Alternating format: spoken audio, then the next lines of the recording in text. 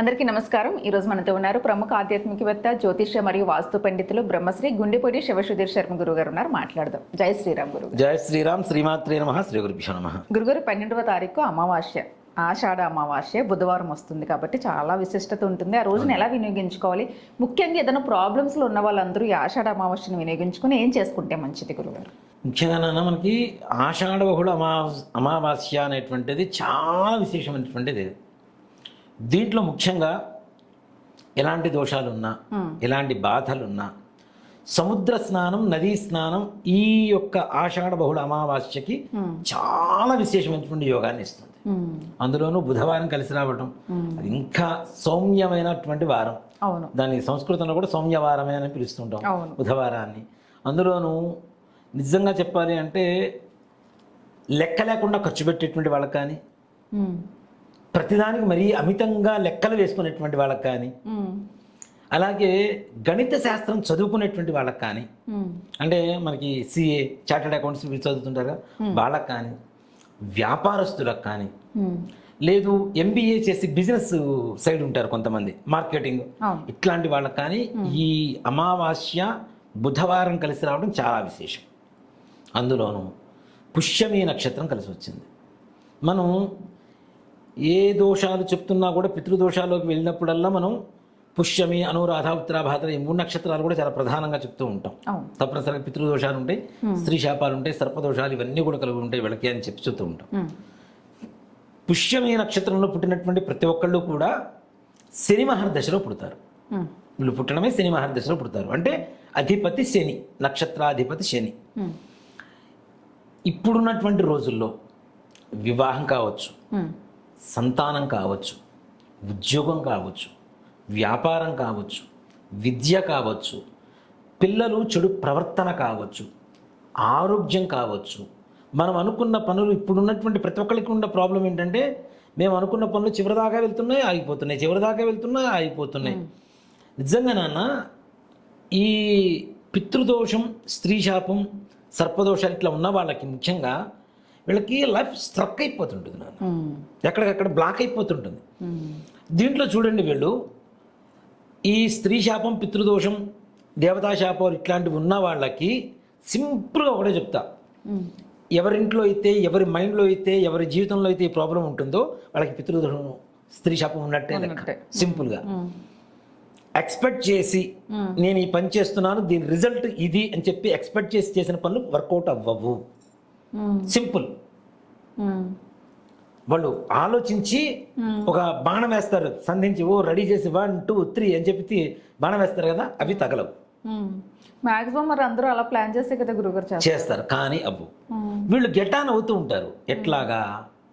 వీళ్ళకి ఇష్టమైనంత స్థాయిలో కాదు, ఉండాల్సినటువంటి స్థాయిలో కాదు, ఏదో లైఫ్ చెల్తా కాంప్రమైజ్ అవుతూ వెళ్తుంటుంది. అది ఎలా వెళ్తుంది మరి? అనుకున్న పని అవ్వకపోతే ఎట్లా అవుతుంటుంది? వీళ్ళు చీకట్లో బాణం వేస్తారు చూసారా, అనుకోకుండా ఒక అన్ఎక్స్పెక్టెడ్గా ఒక వర్క్ చేస్తారు, అది తప్పనిసరిగా వీళ్ళకి మంచి వర్కౌట్ అవుతుంటుంది. దాని ద్వారా చూసే జనాలు ఏమనుకుంటారంటే వీళ్ళంతా తెలివిగల వాళ్ళు అనుకుంటారు. కానీ వీళ్ళ తెలివితేటలు కదా అక్కడ పనిచేసింది. జస్ట్ ట్రయల్ వేద్దాం, తగిలితే తగిలింది, లేకపోతే లేదనుకుంటారు కదా. అలాంటి పనులు మాత్రమే పూర్తవుతుంటాయి. వాటితో లైఫ్ గెటాన్ అవుతూ ఉంటుంది లైట్గా. సో లైట్గా లైఫ్ గడపడం ఇష్టమా, మంచి స్ట్రాంగ్గా లైఫ్ గడపడం ఇష్టమా? హ్యాపీగా ఉండాలని కోరుకుంటాం కదా మనం.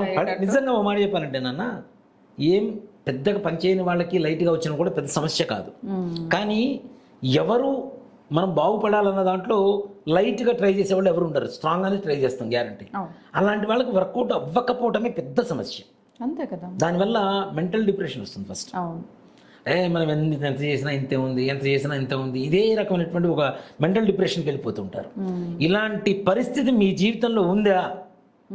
100% పితృదోషమో, స్త్రీ శాపమో, దేవతా శాపమో, సర్పశాపమో, వృక్ష శాపమో, జంతు శాపమో ఏదో ఒకటి మన జీవితంలో 100% ఉన్నట్టే లెక్క.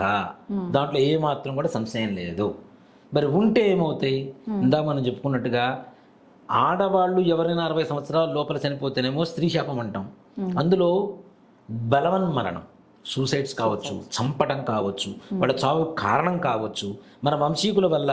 అంటే మన ఇంట్లో ఉన్నటువంటి ఆడవాళ్ళు, మన కూతుళ్ళు, మన భార్య, తల్లి వీళ్ళే కాదు నాన్న, ఎనీ అదర్ పర్సన్ లేడీస్కి ప్రాబ్లం క్రియేట్ చేసిన పర్సన్స్ ఫ్యామిలీ మొత్తం కూడా 100% స్త్రీ శాపానికి గురి అవ్వవలసిందే. అందుకనే ఏ ఆడవాళ్ళని బాధ పెట్టొద్దని చెప్తారు. ఎందుకు? వీళ్ళ వల్ల ఆడవాళ్ళు బాధపడ్డారు అంటే వాళ్ళ శాపం ఈజీగా ఆడవాళ్ళు ఉసురు కొట్టేస్తుంది. ఫ్యామిలీ మొత్తానికి 14 తరాల పాటు పడుతుంది. 14 తరాలు? 1 కాదు 2 కాదు 14 తరాలు. ఇక్కడ దీంట్లో పితృదోషానికి వస్తే 60 సంవత్సరాల లోపల మగవాళ్ళు ఎవరైనా చనిపోయి ఉన్నా, ఇంట్లోంచి చెప్పకుండా వెళ్ళిపోయారు, వాళ్ళు అక్కడ ఉన్నారో లేదో తెలియకుండా వెళ్ళిపోయారు అనుకునే పరిస్థితులు ఉన్నా, ఎవరైనా మగవాళ్ళు సూసైడ్ చేసుకొని ఉన్నా, యాక్సిడెంటల్గా చనిపోయి ఉన్నా, హార్ట్, కిడ్నీ, లివర్ లేదంటే బ్రెయిన్ స్ట్రోకు ఇట్లాంటి వాటి వల్ల చనిపోయి ఉన్నా, ఫైర్ యాక్సిడెంట్స్ కావచ్చు, వాటర్ యాక్సిడెంట్స్ కావచ్చు, బైక్ కావచ్చు, కారు కావచ్చు. కొంతమంది చూడండి, ఒక కారులో ప్రయాణం చేస్తుంటే అందరూ పోతారు, ఎవరో ఒకళ్ళు మిగులుతారు. నిజంగా చనిపోయిన వాళ్ళు అదృష్టవంతులు ఆ విషయంలో. బ్రతుకున్నవాడు వాళ్ళందరినీ తలుచుకుంటూ ఏడుస్తూ కూర్చోవలసిందే కదా పాపం కదా.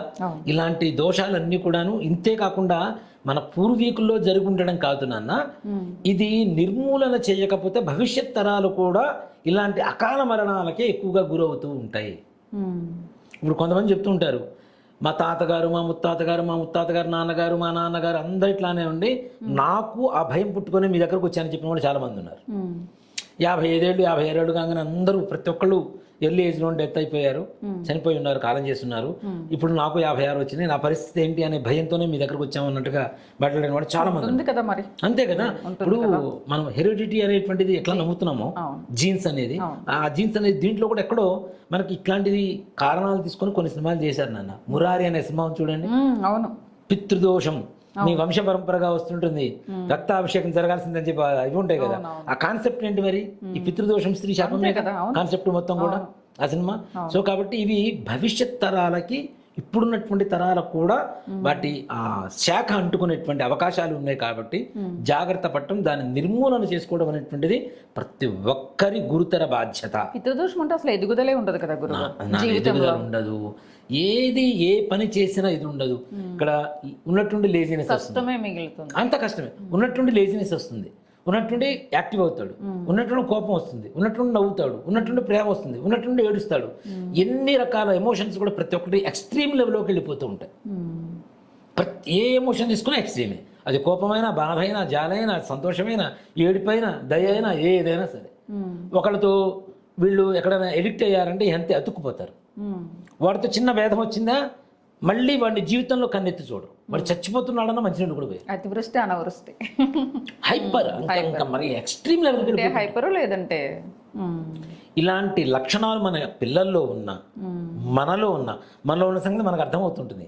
మనం బయటికి చెప్పుకోమేమో కానీ మనలో ఉండేటువంటి ఆలోచన మనకు తెలుస్తుంది. అరే నేనేంటి ఇంత కోపంగా ఉన్నా, నేనేంటి ఇంత బాధలో ఉన్నా, అర్థమైపోతుంటుంది కదా మనకి. అతిగా ఆలోచించడం, ప్రతి చిన్నదానికి కూడా, చిన్న సెన్సిటివ్ చిన్న విషయాన్ని గుచ్చి గుచ్చి గుచ్చి గుచ్చి గుచ్చి ఆలోచించి దాని అంతు తెలుస్తారు. దాని అంతు తెలుస్తున్నాం మనం అనుకుంటాం, అది మన అంతు చుట్టానికి ప్రారంభం అవుతుంటుంది. అంతే మరి ఆలోచన మనకి మన శత్రువు అదే. అంతే కదా. వీటి వల్ల ఏమవుతుంది, పెళ్లి చేసుకున్న అమ్మాయితో కానీ అబ్బాయితో కానీ హ్యాపీగా ఉండలేకపోతున్నారు, ఉన్నా సంతానం కలగలేకపోతుంది. నిజంగా సంతానం కలగాలి, సంతోషంగా, వీడు సంతోషంగా ఉంటే సంతానం కలుగుతుంది నాన్న. వీళ్ళిద్దరే సంతోషంగా లేరు, సరే సంతానం కలిగింది, సంతోషంగా లేరు, వీళ్ళిద్దరిలోనే ఆలోచనలు ఉన్నప్పుడు పుట్టే పిల్లవాడు ఆరోగ్యవంతంగా ఎంతవరకు పుడతాడు? ఆరోగ్యవంతంగా పుట్టినవాడు ఎంతవరకు మంచిగా ముందుకు వెళ్ళగలుగుతుంటాడు? వాళ్ళు కూడా ఈ రకమైనటువంటి పరిస్థితులు ఏర్పడుతుంటాయి కదా. ఆలోచన విధానం అంతా కూడా తల్లిదండ్రుల దగ్గర నుంచి వచ్చేటువంటి జీన్సే కదా. వాడి ఆలోచన విధానం మారిపోతుంటుంది కదా. వాడు మీ అంతలో మీ పనులు మీరు చేసుకుంటుంటారు. వాడు చివరికి అమ్మాయో అబ్బాయో కావచ్చు, వేరే వాళ్ళు కొంచెం ఫేవరబుల్గా మాట్లాడగానే వాళ్ళ వైపుకు మొత్తం డైవర్ట్ అయిపోతుంటారు. అది ప్రేమగా మారచ్చు. ఆ ప్రేమ చివరికి ఇవాళ రోజు ఉన్న పరిస్థితిలో ప్రేమించడం కూడా పెద్ద కష్టంగానే మారిపోయింది. అవతల వాళ్ళు వినియోగించుకునేది అంతే కదా. డబ్బు పరంగా వాడుకుంటారు, ఫిజికల్గా వాడుకుంటున్నారు, అబ్బాయిల్ని వాళ్ళకి కావాల్సినటువంటి అవసరాలు తీర్చుకుంటున్నారు. ఎన్ని రకాలుగా ఎంత హీనమైనటువంటి పరిస్థితికి వెళ్తున్నామో రకరకాలు చూస్తున్నాం కదా బయట. బాబు స్నేక్ బయటతో చంపింది ఒక ఆవిడ ఆర్పిక్ ఇంజెక్షన్ చేసి చంపింది. ఇంకొక ఆవిడ వయాగ్రా టాబ్లెట్స్, బీపీ టాబ్లెట్స్ పొడి చేసి అన్నంలో కలిపి భర్తకు తినిపిస్తుంది. కష్టం లేకుండానే చేసేస్తున్నారు, పెద్ద కష్టపడాల్సిన అవసరం లేకుండా. సో ఇలాంటివన్నీ కూడా జరగడానికి ఏంటి, ఇంత విపరీతమైనటువంటి బుద్ధి రావడానికి అది క్రూరమైనటువంటి ఆలోచన. క్రిమినల్ మైండ్ ఆలోచిస్తున్నారు. ఎంత క్రూరమైన ఆలోచన అన్న. ఇట్లాంటివన్నీ జరగడానికి కూడా మన పూర్వీకులు చేసినటువంటి తప్పులు మనం తప్పనిసరిగా మోసపోవడం కూడా ఆ దోషానికి కారణం. 100% నాన్న. ఈ రోజుల్లో మోసపోవడమే తప్పు. మోసం చేసిన వాళ్ళు నాన్న ఒకటి చెప్తానన్నా, మోసపోయేది ఎవరు? ఎమోషన్స్ ఉన్నవాళ్ళు మాత్రమే మోసపోతారు. ఎమోషన్స్ లేనివాడు మోసపోడు, మొండిగా ఉండేవాడు. మోసం చేసేది ఎవరు? మొండిగా ఉండేవాడు మోసం చేస్తుంటాడు. అవునా? వాడికి ఎమోషన్స్ లేవు, వాడు మోసం చేస్తాడు. వాడి దారి అది, వాడి పద్ధతి అది, వాడు చేస్తూనే ఉంటాడు. వీళ్ళేంటి, ఈ దోషాలు ఉన్న వాళ్ళు ఇంకోటి కూడా గమనించండి. ఒకసారి మోసపోతాను నాన్న, 2 సార్లు మోసపోతాను నాన్న, 3వసారి ఏం చేస్తాం మనం? తెలివి తెచ్చుకున్నారే కాదు, మనం కరెక్ట్గా ఉంటాం అనుకుంటాం. కానీ ఎవరింట్లో అయితే స్త్రీ శాపం పితృదోషం ఉందో వీళ్ళకి మోసం మీద మోసం, మోసం మీద మోసం, 100 మంది మోసం చేసినా 101 వాళ్ళకి ఐఎమ్ రెడీ, నేను రెడీగా మోసపోవడానికి అని చెప్పి వెల్కమ్ చెప్తూ ఉంటారు. అదే రకంగా ఏ రకంగా డబ్బులైనా ఇంకోటైనా ఏదో విధంగా. మొన్న మధ్య ఒకళ్ళు వచ్చారు నాన్న, ఆయన కొంచెం అమాయకుడు, బిల్డర్, మళ్ళీ అమాయకంగా.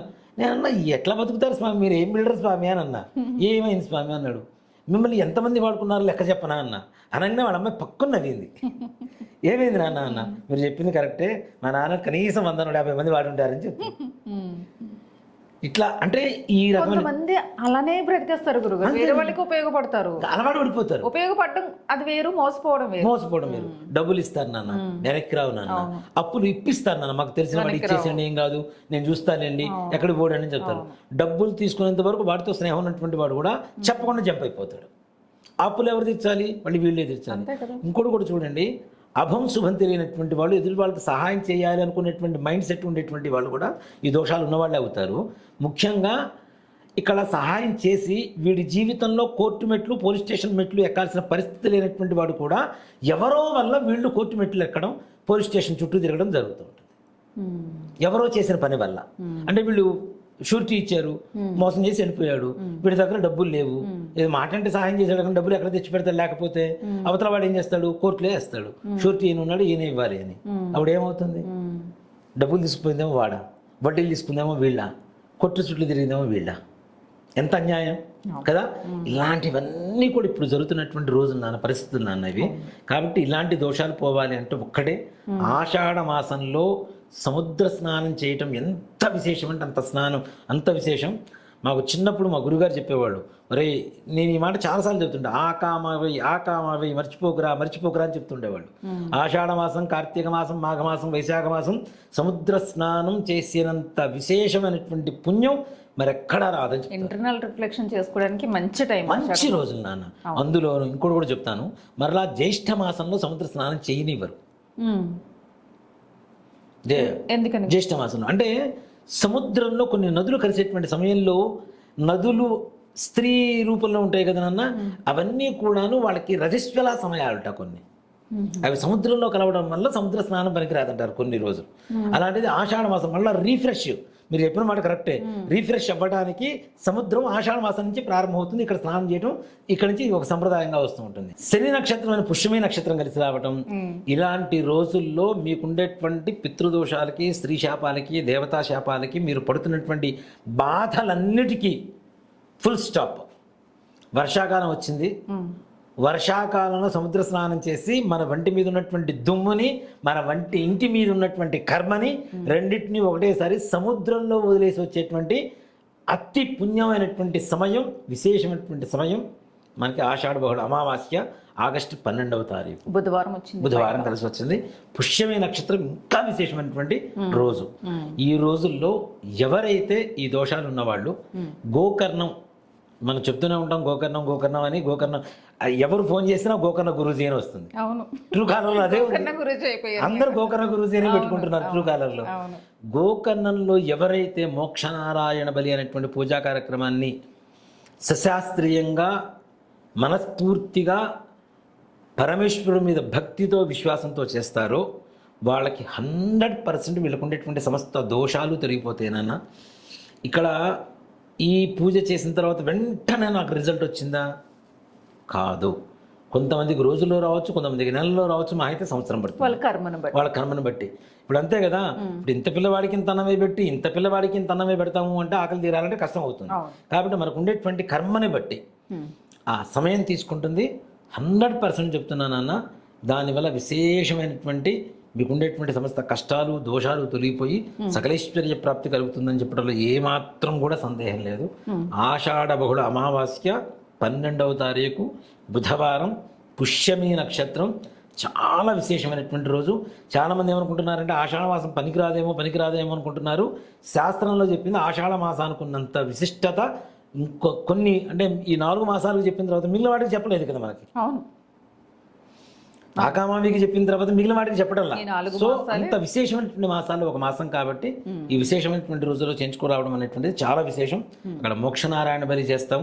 మన దేవాలయంలో కూడా స్కందయాగం జరపబడుతుంది. కరెక్ట్గా 11వ తారీఖు మంగళవారం పూర్ణాహుతి. ఎవరైతే మనతో వస్తారో నిజంగా చూడండి నాన్న, ఇక్కడి నుంచే వాళ్ళకి మంగళకరమైనటువంటి రోజులు ప్రారంభం అవుతున్నాయి. అట్లానే వచ్చింది నాన్న. కరెక్ట్ గా మనం పూర్ణాహుతి అన్న సంతర్పణ అదే రోజున మన వాళ్ళు ప్రయాణం ప్రారంభించారు. అలాగే ఈ నెల 11వ తారీఖు మంగళవారం, 7వ తారీఖు ఆషాఢ మాసంలో కృత్తికా నక్షత్రం కలిసి వస్తుంది నాన్న. ఆడి కృత్తికోత్సవం అంటారు, పోయిన సంవత్సరం మనం చేసాం. ఈ 7వ తారీఖున యాగం ప్రారంభం ఆ నక్షత్రం రోజునే, ఆడి కృత్తికోత్సవం రోజున. మంగళవారం స్వామివారికి ఇష్టమైనటువంటి రోజు సుబ్రహ్మణ్య స్వామికి, ఆ రోజున పూర్ణాహుతి. చూడండి, మొదటి రోజు ఆయన నక్షత్రం, చివరి రోజు పూర్ణాహుతి రోజున ఆయనకి ఇష్టమైనటువంటి వారం. ఆ రోజున మహాపూర్ణాహుతి జరుగుతుంది. నిజంగా ముందుగా వచ్చి పూర్ణాహుతి కార్యక్రమంలో పాల్గొని పూర్ణాహుతి తిలకించి స్వామివారి అన్నప్రసాదాన్ని స్వీకరించి ఇక్కడి నుంచే వీళ్ళకు ఉండేటువంటి దోషం వాష్ అవడం అనేది ప్రారంభం అవుతుంది. మంగళకరమైనటువంటి ప్రయాణం అవుతుంది.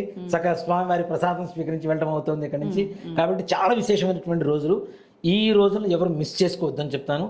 అందులోనూ ఇక్కడ నిజంగా నేను చెప్పాలనుకున్న విషయం ఒకటే నాన్న, చాలా చాలా చాలా మంది కొన్ని ఛానల్స్ వాళ్ళు అసలు బ్రాహ్మణ కాదా చెప్పేటువంటి వాళ్ళు, చేసేటువంటి వాళ్ళు బ్రాహ్మణ కాదా అనేటువంటి కనీసం ఆలోచన లేకుండా ఎవరితో పడితే వాళ్ళతో, ఇప్పుడు సుధీర్ శర్మ చెప్పింది బట్టి ఇంకో చోట చెప్తే అయిపోదు.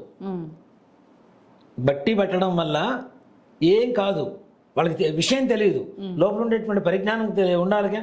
బట్టి పుస్తకంలో చదువుకున్నాము, అశోకుడు చెట్లు నాటించను. చాలా మంది నాన్న ఇదేదో ఒక వ్యాపారం లాగా తయారు చేస్తున్నారు. ఇది వ్యాపార దృక్పథంతో చేసేటువంటిది అయితే కాదు. అందులోనూ కొంతమందికి ఇంకోటి కూడా చెప్తున్నా, మరలా చెప్తున్నాను, కొంతమంది వేరే చోట్లకి గోకర్ణం అని చూడగానే నా వీడియోస్ రాగానే ఏ నెంబర్ కనపడితే ఆ నెంబర్కి ఫోన్ చేస్తున్నారు. దాని ద్వారా వాళ్ళేదో స్వలాభం పడుతున్నారు అనేటువంటిది. నాకు ఒకటి చెప్తాను అన్న, ఎగిరెగిరి దంచిన అదే కూలి, ఎగరకుండా దంచిన అదే కూలి. మనం ఒంటి నిండా బంగ పూసుకొని నువ్వుల్లో డొల్లినా అంటే వరకే అంటుతాయి. అంతే. ఇక్కడ వచ్చేటువంటి పూజించుకునేటువంటి వాళ్ళకు కూడా ఒక అదృష్ట యోగం ఉండాలి, మనతో ఉండాలి, ఒక గురువు గారు ఉండాలి, గురువుగారి ఆశీర్వచనం ఉండాలి, మనం అక్కడ కనబడతాం, మనతో పూజ చేయించుకోవాలి, ఈ ఒక ప్రశాంతమైనటువంటి వాతావరణంలో ఉండాలి. ఈ రకమైనటువంటివి చేయించుకోవడానికి కూడా అదృష్టం ఉండాలి. అదృష్టం లేని వాళ్ళు ఏమవుతారు, ఎక్కడ పెడితే అక్కడ ఫోన్ చేస్తారు, వాళ్ళు ఏది చెప్తే దానికి ప్రలోభ పడిపోతారు. పడిపోయి ఒకటి చేతో చెప్తున్నాడు మొన్న మధ్య ఏమని, సుధీర్ శర్మ గారా ఇప్పుడు ఆయనతో మేము చేయట్లేదండి, మేమే చేస్తున్నాం, మీరు మాతో వచ్చేసేయండి అని ఒకటి చెప్తున్నాడు. మీరు ఎవరితో చేశారు అసలు? అదే కదా, నేను మొదటి నుంచి ఎవరితో చేసింది లేదు, మనమే చేస్తున్నాము. 2024 నుంచి దాదాపు 24 సెప్టెంబర్ నుంచి మనమే చేస్తున్నాము కదా. ఆయనతో చేసామండి, ఆయనతో మాకు నచ్చట్లేదండి. ఏం నచ్చట్లేదు, నువ్వు నాకు భార్య లేకపోతే నీకు భార్య, మరి ఇద్దరు నచ్చకపోతే విడాకులు తీసుకోవడానికి ఏదో పిచ్చిగా వాగండి. నా దగ్గర కాల్ రికార్డ్స్ ఉన్నాయి కొన్ని. ఇప్పుడు ఇంకోటి కూడా చెప్తానన్నా, నా అదృష్టం మొదటి నుంచి నాకు భగవంతుడు ఇచ్చిన ఒక అదృష్టం చెప్తాను. ఒక వ్యక్తి, నాకు పరిచయం ఉన్నటువంటి వ్యక్తి నా గురించి ఏం మాట్లాడినా ఆటోమేటిక్గా భగవంతుడి దేవాల అవి నా దగ్గరకు వస్తాయి నాన్న. అది కూడా ఒక రకమైన వరమే. నాకు తెలుస్తుంది, తెలుసా మీకు చెప్పనా? మీకు సెన్స్ నాకు తెలిసిపోద్ది గురువు గారు. అవునా? ఇప్పుడు మీరున్నారు అనుకో, నా గురించి ఏదన్నా వేరేలా ఆలోచిస్తుంటే అది నాకు 100% తెలిసిపోతుంది. అవునా? మంచి చేసినా తెలుస్తుంది కదా. అలాంటిది నాకు విత్ ప్రూఫ్లు వస్తాయి. అంతేలే, నాకంటే ఎక్కువ వస్తాయి మీకు. ఇంకోసారి చెప్పనా, అసలు మన వీడియో చూసేది కూడా ఫస్ట్ వీళ్ళే. అవును, ఫస్ట్ చూసేది వీళ్ళే. దేనికంటే వీడు ఏ డేట్ పెట్టాడు, ఎక్కడ చేయించాడు. ఇంకోటి కూడా చెప్తున్నారు, ఏ రోజైనా చేయించుకోవచ్చు అని చెప్పి చాలా మంది చెప్తున్నారు. అవును గురు. ఒకటి చెప్తానమ్మా, అమావాస్య కాదు ఏ రోజైనా? అమావాస్య పితృదినమా కాదా? అది చిన్న పిల్లలు అడిగినా చెప్తారు కదా గురు. కదా. అమావాస్య అందులో మన తెలంగాణలో, మన ఆంధ్రప్రదేశ్లో, మన రాష్ట్రాల్లో అమావాస్య అనేటువంటిది పితృదేవతలకు సంబంధించినటువంటి రోజు. పితృతర్పణం వదులుకోమని మనం 100 సార్లు చెప్పాము. అవును. మనకి మహాళాపక్షం వస్తుంది. మహాళాపక్షం మొత్తం పవిత్రమైన రోజులే, కానీ అమావాస్యకి ఎందుకు మరి అంత ప్రాధాన్యత ఇస్తాం మనం? అవును. చతుర్దశి అమావాస్యకి రెండింటికి చాలా ప్రాధాన్యత ఇస్తాం. విడి రోజుల్లో ఇవ్వం మరలా. విడి రోజుల్లో చతుర్దశికి అంత ప్రాధాన్యత ఇవ్వం. అందుకనే కదా మీరు ఎప్పుడు పెద్దగా విడి రోజుల్లో అసలు చేయమని చెప్పరు, మనం పెట్టం కూడా. వాళ్ళు చెప్తారు లేదు ఎప్పుడైనా చేయించుకోవచ్చు, మేము చతుర్దశి రోజున చేయిస్తాం, మహాశివరాత్రి రోజున. అరే పిచ్చోడా, చాకంటి కోటేశ్వరరావు గారు చెప్పింది శివుడి గురించి చెప్పారు, పితృదోషాల గురించి చెప్పలా. గుర్తుపెట్టుకో. ఏమని చెప్పారు ఆయన?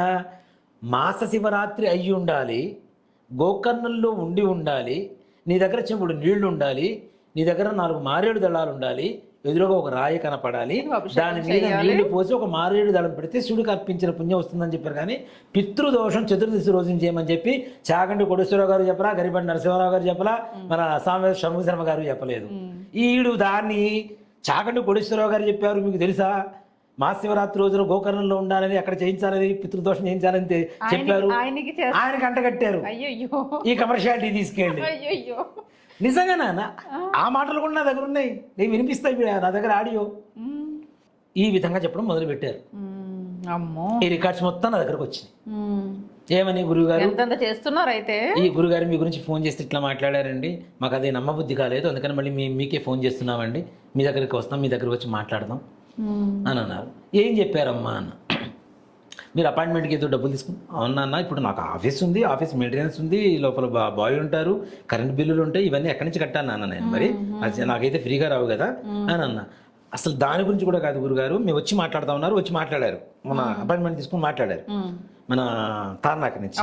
మాట్లాడిన తర్వాత అమ్మాయి ఇదే చెప్పింది, మీరు డబ్బులు తీసుకోవడం తప్పులేదు గురుగారు, మీతో మాట్లాడిన తర్వాత నాకు అర్థమవుతుంది, అది చాలా ఉన్నది ఓపెన్ గా మాట్లాడుతున్నారు. అసలు డబ్బులనే పదమే రాదు కదా మనం. అదే కదా, అసలు ఎప్పుడు నేను వెళ్ళలేదు. వీళ్ళు చెప్పడం ఫోన్ చేసిన వాళ్ళకి. అవునా? నమ్మారా? నమ్మేవాళ్ళు నమ్ముతారు నాన్న, మనల్ని నమ్మేవాళ్ళు మనం నమ్ముతారు. భగవంతుడి దయ. ఒకటి చెప్తా, వాళ్ళ జాతకంలో ఉన్నటువంటి పితృదోషం సంపూర్ణంగా నివారణ కలగాలి అనేటువంటి ఒక సంకల్పం భగవంతుడు తీసుకొని ఉంటే తప్పనిసరిగా అక్కడి నుంచి బయటపడతారు. అంతే. అవునా? అంతే. గోకర్ణంలో వెళ్ళి సముద్రంలో స్నానం చేసేంత వరకు ఉండేటువంటి యోగం మనతోనే ఉంది అనుకుంటే వాళ్ళు చెప్పిన మాటల సముద్రంలోంచి బయటకు వస్తారు. లేదు ఆ సముద్రంలో, ఇక్కడ సముద్రంలోనే మునకేస్తారు, అక్కడ సముద్రం దాకా రాలేరు.